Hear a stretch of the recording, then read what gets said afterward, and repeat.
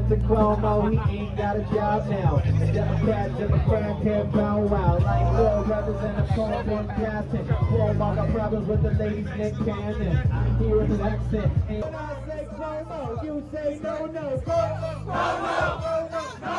When I say this, you say Cuomo, this. Cuomo, this. Cuomo. I need you to sing your best. That video was from last night from New York City, where the people there celebrated their liberation from the cruel, evil, and vindictive rule of Mr. Goomba Johnny Andrew Cuomo. Welcome back, beautiful and amazing human beings. This is Luke Radowski of WeAreChange.org. Lots of absolutely imperative news to get into, especially when it comes to the censorship of speech and now even U.S. senators. Yep, we definitely crossed the Rubicon. We're going to get into that, plus a lot more. Inflation, supposed infrastructure. But before we do that, plus a lot more, I think it's fair to say that a lot of people are generally pleased that finally Andrew Cuomo has resigned in disgrace, but I do have to say that there definitely feels like there's a lot more to the story that we don't even know about yet. And when it comes to politics, especially in New York, it is usually shrouded in conspiracy and criminal elements whose standard protocol is to deceive people in order to achieve political power. What really happened here behind the scenes with Andrew Cuomo, who was loved, adored, and even seen as the future of the Democratic Party? I think only with time we will get the bigger truth of what actually happened here. But seriously, looking at some of these allegations against him comparatively to what he did to elderly people, there's absolutely no comparison to the larger injustices here that the Cuomos definitely haven't faced the true ramifications of. In related criminal elements within our government news, we of course have the latest announcement that the infrastructure bill passed.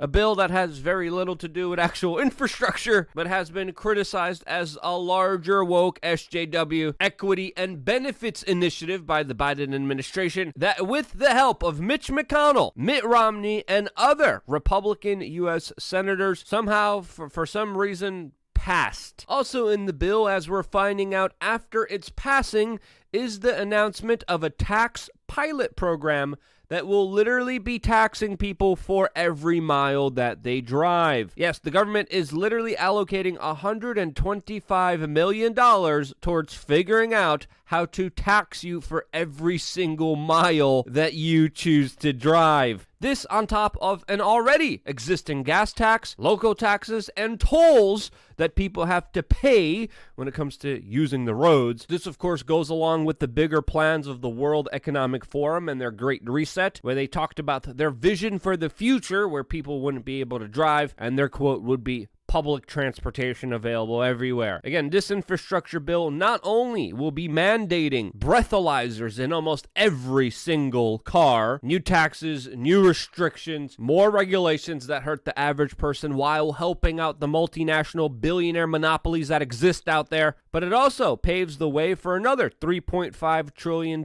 budget spending spree, and we wonder why inflation remains at a 13-year high at 5.4%. And those are the official numbers. The unofficial numbers, especially when you go to the grocery store, especially when you go buying items that are commonly bought that people depend on. And what is inflation? Inflation is a tax on people's savings, as of course the value of your US dollar that you are holding is literally being liquidated right in front of your eyes. The value of what you worked hard for is literally disappearing as the government keeps recklessly spending money that it doesn't have. What happens when you do that? Well, you obviously debase and you devalue the currency, and that's why used car prices are up 42%, gas prices up 49%, and of course they will continue to rise from here. And if you remember, during the beginning of last year's scandal that has ridden the world, I told everyone, don't look at the larger health or social or political ramifications here. The long-term consequences will, of course, be financial. I do believe we are seeing the beginning ramifications of that, and in my opinion, it will only be getting worse from here. Now, I have a lot more insight to share, but I can't share it here. Later on today, I will be talking about a lot of very important topics that I can't discuss here on LukeUncensored.com, including some very troubling videos and developments that are absolutely deserved to be talked about in larger context. Sadly, the platform that we are on right now does not provide us that ability to do this. That's fine. We created our own platform. If you haven't signed up yet, what are you waiting for? We most likely might be even raising prices in the future. Right now, it's just 50 cents a day. LukeUncensored.com. And every single training video that we do, a part of our apocalypse survival self-defense training drill, will of course be up there in HD, great audio. So even if you can't attend these events, we have one coming up this Saturday, you will be able to see every single video of what happened on LukeUncensored.com. And by the way, we still have a few tickets remaining this Saturday, 12 p.m. in New England. Get your tickets now for a truly, really fun, entertaining, and exciting event that, of course, I am putting on. Hope to see you there. If you want more information about that, go to learnfromluke.com. Everything will be in the description below. Now, very interestingly, there was a rare glimpse, a rare moment of actual clarity and truth that was surprisingly presented by CNN. This, of course, as author Andrew Sullivan went on the network and publicly declared that, quote, government isn't there to hold your hands and that it's an illusionary idea to think that you could have victory over this sickness, while also highlighting how kids are 18 times more likely to die from drowning than from this actual sickness. This message was broadcast during Anderson Cooper's, a former CIA trainee's broadcast, and Andrew's message resonated with a lot of people because he didn't just talk eloquently and passionately, but he talked to it with common sense, which is absolutely rare today. Now, that video is still up on YouTube, but very interestingly, a U.S. Senator, specifically U.S. Senator Rand Paul, also issued very similar statements on his personal YouTube channel, specifically addressing very similar points made by Andrew Sullivan in his video where he talked about non-compliance to government tyranny, while also, of course, addressing and critiquing YouTube for censoring other medical professionals and individuals from having an honest discussion about what's actually going on here. In response to that, YouTube responded by literally deleting his video and blocking him for a week from using the #1 video uploading site in the world. Now, honestly, if you're going to punish Rand Paul, you should be punishing Anderson Cooper and CNN, but not surprisingly, I think it's fair to say that YouTube won't be taking any strong actions against CNN. But these are very strong actions against a sitting U.S. Senator who has worked in the medical professional as a doctor, and as a sitting U.S. Senator, he's privy to a lot of information that the general public is not privy to. And whether you agree with him or disagree with him, I think it's fair to say that this censorship is absolutely uncalled for and definitely a step towards a very dangerous direction, which has been escalating from here, pushing towards a society where, of course, a few tech monopolies get to control the major communications highways, while there's no relatively viable solution or alternative to them. And again, as this started, it started with very bad people. At first, hateful people were taken down from the internet, and many people looked the other way. Then, of course, there was targeted attacks against individuals like Alex Jones. People then decided to look the other way.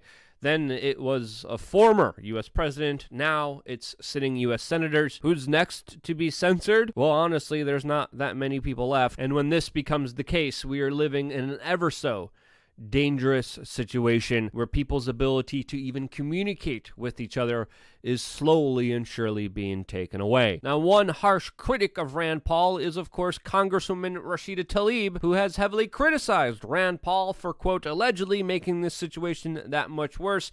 The same Rashida Tlaib that has been seen dancing without a mask, allegedly with hundreds of people at an indoor wedding. This as Rashida heavily criticized Rand Paul on his approach towards this sickness, while of course she's being allowed to play by a totally different set of rules. So are a lot of other supposed globalists, shot callers, and government bureaucratic agents who will be arriving at the climate summit in the United Kingdom, and of course won't be facing any restrictions like regular average people are. And as we detailed on this channel before, the billionaire class gets to do whatever they want, live by a different set of rules, as there's more and more anger pointed against average citizens, trying to make them the target of more discriminatory, restrictive, limiting policies that will only hurt more people. Again, we have to understand censorship stifles debate, stifles honest and real conversations that could lead to truth,